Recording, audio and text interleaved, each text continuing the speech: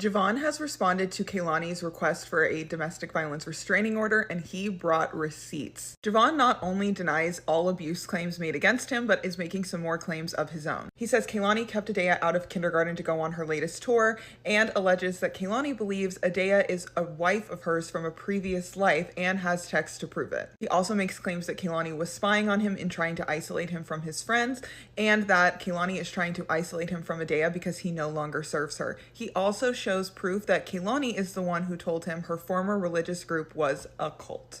Now, this is just the latest update in the court case for custody of their daughter Adea that started back in July when Javon filed for custody, and it last ended in August with Kehalni filing and being granted a temporary restraining order. They have a court case for that currently scheduled for Tuesday, November 12th. If you're not familiar, I will put this video in the playlist and you can dive in. But for right now, we're going to be going through the 143-page response Javon submitted on October 29th. Before I get into the actual document, I just want to call out that Javon is asking for joint legal and physical custody of Adea and a 2-2-5 schedule. In his declaration, he starts off by denying all allegations of abuse made against him. Here he is explaining why he decided to finally file in court that Kehalni denied his plethora of requests to be added to Adea's birth certificate, and that Kehalni ignored his opinion that he thought Adea should attend kindergarten as opposed to going on tour for 2 months.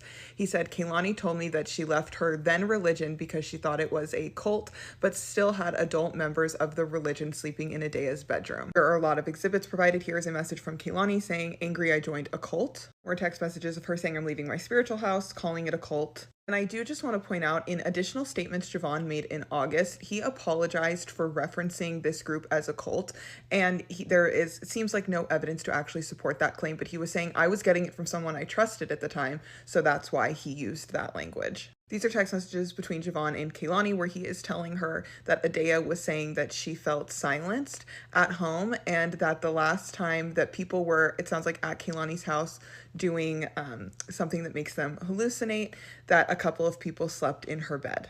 These are more text messages. Javon is saying, like, who are these people? They're basically strangers. Kehalni saying, no, I so get it. In this text him into submission, which the godfather declined. These appear to be text messages between Kehalni's spiritual godfather.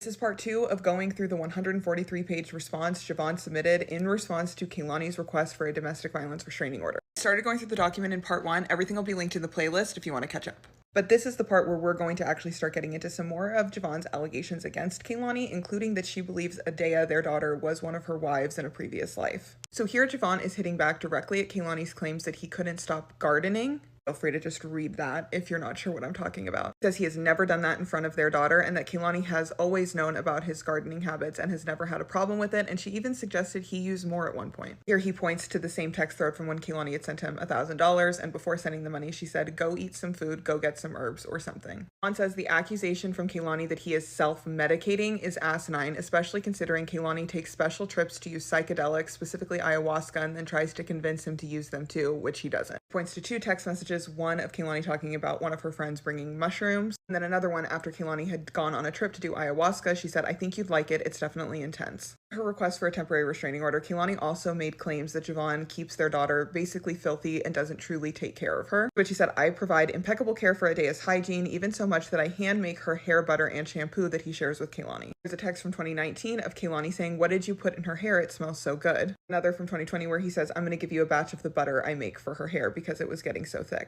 Also shared this text thread after Kehalni had picked Adea up from him, just in terms of like how she looked in her hair being done and things like that. And then there's the text down below that he was actively calling out in June of 2024 that he was doing her hair. And there's pictures of him doing her hair as well. In her submission, Kehalni also claimed that Javon often goes through periods of homelessness and then disappears for extended periods of time. He says that is not true, that he is a constant fixture in Adea's care and is available for her at any moment's notice, which does make it hard for him to maintain steady work. He says the longest he has gone without seeing Adea has been these months that she has been on tour with Kehalni, and the longest period before that was approximately 3 weeks when Kehalni impulsively bought a house for her then girlfriend and the two moved to Walnut Creek. He says that during that period he confronted Kehalni about the move, and she was concerned that he was going to, quote, expose her, and asked her Santerian spiritual godfather to curse him into submission, which the godfather declined. These appear to be text messages between Kehalni's spiritual godfather